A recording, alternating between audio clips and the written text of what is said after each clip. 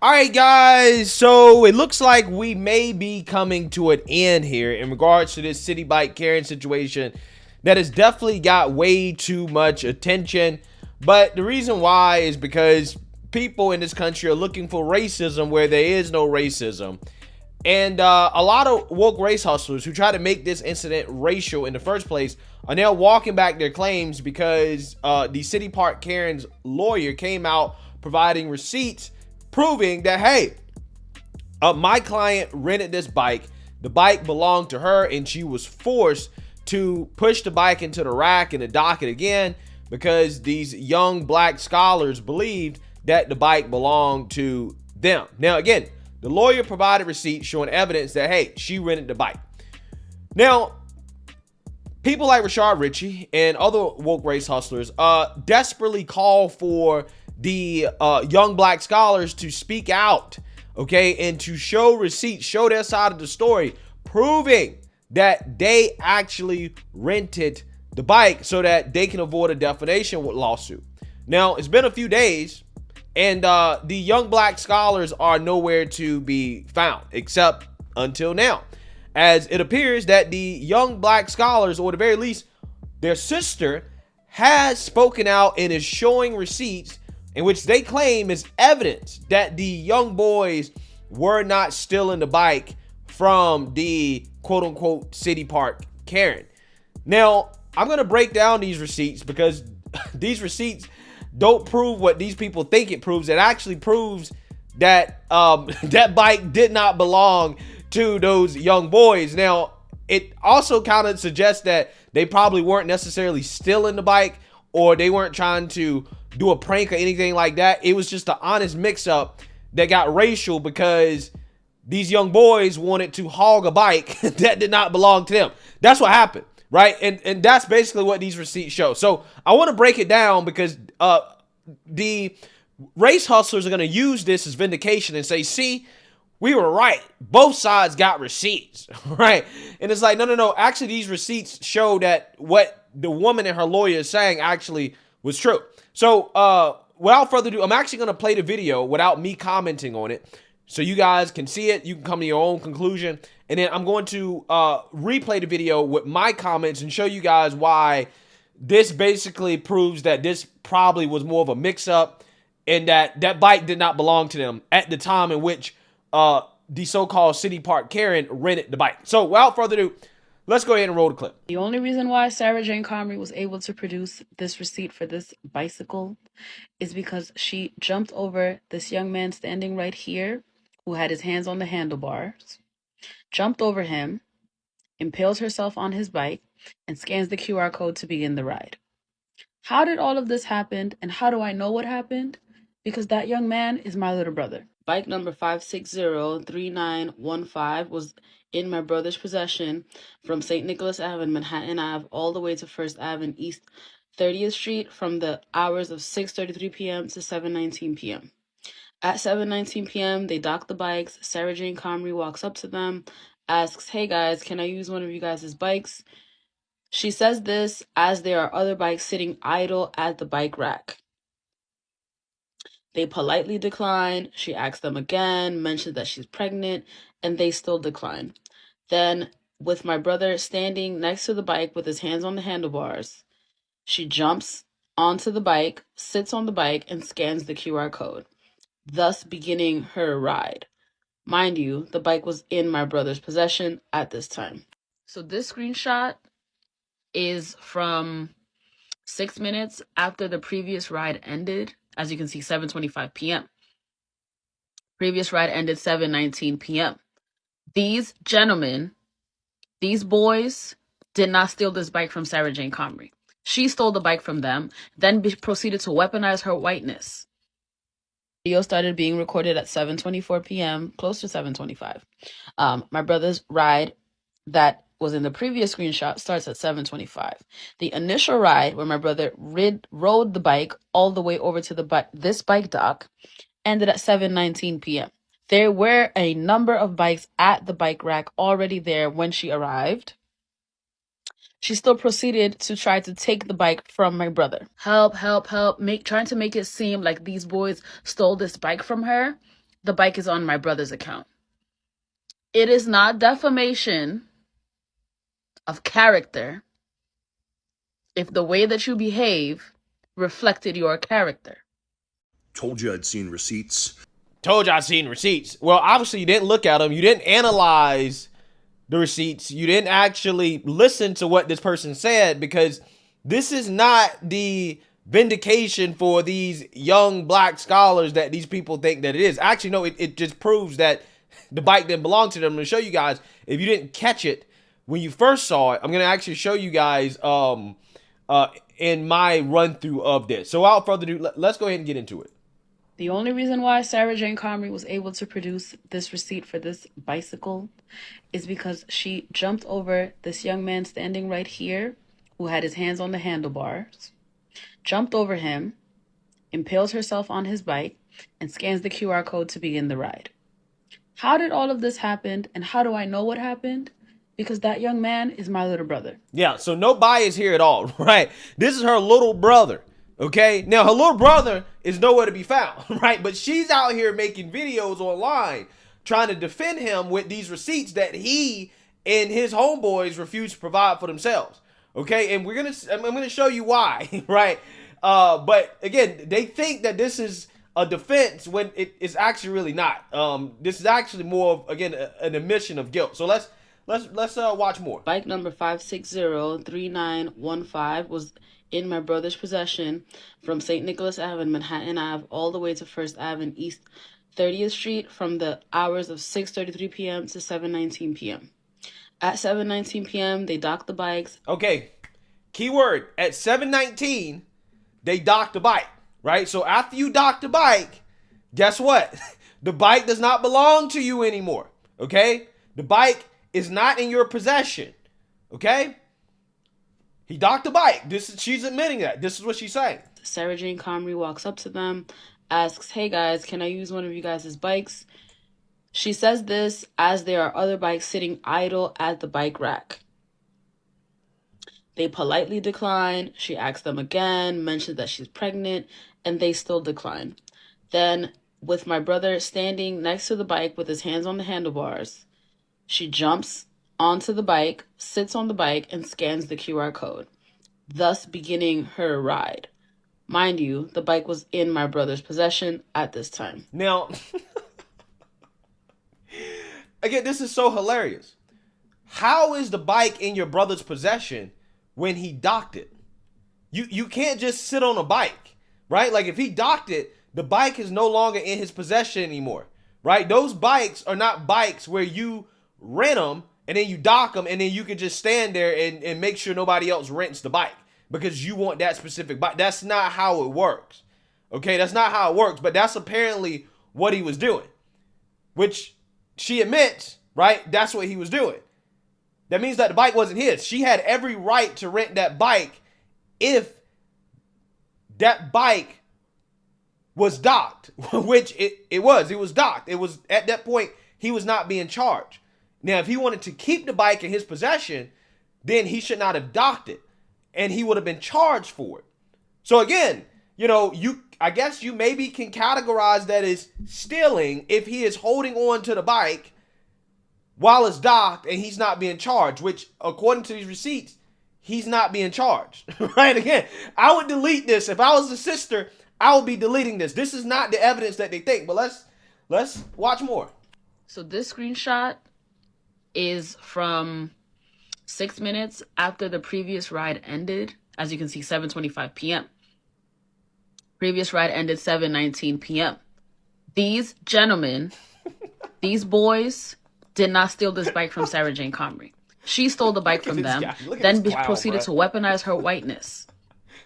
Video started being recorded at 7:24 p.m. Close to 7:25. All right.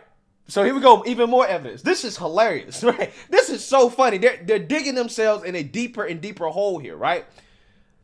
This video, as you can see by the timestamp, 7:24 p.m. By the sister's admission, the bike was docked at what time? 7:19. So apparently, according to the sister, right, alleged sister, we really don't know, right? We don't even know if this is real because it's okay to question this stuff and whether or not any of this stuff is real, right? He questioned the lawyer, right? Apparently his receipts are fake, so maybe these receipts are fake. Who knows? But I'm just saying, by her own story, her brother attempted to sit on the bike for 6 minutes without paying for it.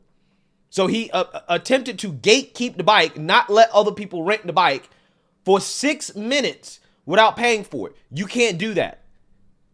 If the bike is docked and he's not paying for it, which they don't have receipts of him actually paying for the bike or having the bike be on his account at 7:24, right, which is the timestamp of this video, then the bike didn't belong to him. This quote unquote Citi bike Karen had every right to rent the bike. Now, in regards to how he was policing the bike, was he there with his hand on the bike, holding it as if he was about to get on and ride it, which is their side of the story? I don't know. The lawyer's side of the story is that she got on the bike and then they came up to her, okay, as in he wasn't on the bike, okay, he wasn't holding the bike or anything like that. She got on the bike thinking that she could take it, and then they came up to her and said, nah, you can't take it. This is our bike. So they might have been standing off in the corner watching and making sure that nobody takes the bike because they knew that they was going to ride it again and they just wanted to make sure that they had a bike. Honestly, that's probably what happened. Okay, I mean, that to me seems to be the most likely scenario. I don't know. Regardless, it doesn't really matter because these people have now proved that at 7:24, when she went to get on that bike, it doesn't even matter if she has a receipt at this point. Based off the receipts that they provide, it doesn't even matter, right, if she has a receipt. At 7:24, the bike didn't belong to him. He doesn't have a receipt for 7:24. He has a receipt for 7:25, which we're going to see here in a minute, but not 7:24, in which this interaction occurred, in which she hopped on the bike. Again, this is amazing. The race hustlers think that this is proof, this is vindication. Well, no, it actually just proves that, no, she had every right to take the bike. He actually did not have that bike at the time in which this interaction occurred. Is crazy. Now, here's the thing. If this video had said 7:26 or 7:25, then the so-called Citi Park Karen would be in the wrong because the receipt would match. The receipt would say, yeah, he rented it at 7:25. The video takes place at 7:25, okay? Or after that time, that would have showed that, yeah, he was in possession of that bike. He actually was renting the bike at the time. He had the bike. He was renting the bike. He was actively paying for the bike when she tried to take it, which would be theft, right? That would be theft, which is what they originally accused her of. But it can't be theft if he did not actually rent the bike. If he was not renting the bike at the time in which she tried to get on the bike, that's not theft because the bike didn't belong to him. He wasn't renting it. And you can't just hold on to a bike that you're not renting because you don't want somebody else to take it. You can't do that. This is not complicated. This is not hard to understand, right? It's very simple. They're destroying their own case in an attempt to continue with this narrative that they want to push, that this was some sort of racist interaction, that this racist Karen was trying to get these young black scholars killed, when that's not what happened. It was a mix-up. Actually, these young black scholars, again, technically you could argue, were trying to possess the bike when they were not paying for it, which you could call that what? Right? You can call that what? I'm just saying there's a word, there's a definition for that. When you possess property, okay, or try to possess property that does not belong to you, right? Now, to be 100% fair, I don't know if the young scholar walked away and then came back and they met at the same time. I'm not sure how the altercation occurred before the video, right? I have no clue, okay? But in my opinion, it doesn't really matter because the receipts that have been shown by both sides, the testimony from both sides, now suggests that, hey, for certain, she definitely didn't steal it. And if she scanned it first, she definitely had rights to the bike because it wasn't scanned, it wasn't rented at the time. And she definitely had a right to scream for help if these young men were still trying to take the bike despite the fact that she had scanned it first. So she was not in the wrong at all. But even if she was, right, even if she, let's just say she was trying to strong arm these young scholars into getting off the bike. Let's say he was there holding on to it and she walked up and was like, hey, I'm pregnant, can I use the bike? They say no, and she tries to strong arm them anyways for the bike. What happened to a society in which men are expected to give up the bike in a situation like that, especially if he wasn't even renting it? Now, I can see if it was already rented, he already scanned it, he was on the clock. I get him not giving it up to the woman, right? But if you haven't rented it already and you're just sitting there holding on to the bike, which, I mean, it seems like that's what he was doing. Even if you don't want to give the bike to the woman, why don't you just give it to her anyways? She's a pregnant woman. Just, hey, look, ma'am, you can have a bike. No big deal. You know what I'm saying? I'll walk. I'll find some other mode of transportation. That's what I would have done, right? Even if the woman was rude, I would have been like, as a man, and she's pregnant, whatever. You can take the bike. Again, we're living in a society where it's expected for pregnant women to do that for young black teenagers, but not the other way around. Men are supposed to try to be kind and courteous to women in public, to have manners, right? To be chivalrous. What happened to that? Why don't we live in a society like that anymore? Right? Where men are just like, yeah, whatever. You can go first, right? You go first, ma'am. I'll wait, ma'am. I'll open the door for you, ma'am. Now I get it. Nowadays, women see that as creepy or whatever, or they don't appreciate it. I 100% understand that argument, why some guys are not about that anymore. But again, we used to live in a society where it was expected for young men to allow women to go first and to go ahead of them. 7:25. My brother's ride that was in the previous screenshot starts at 7:25.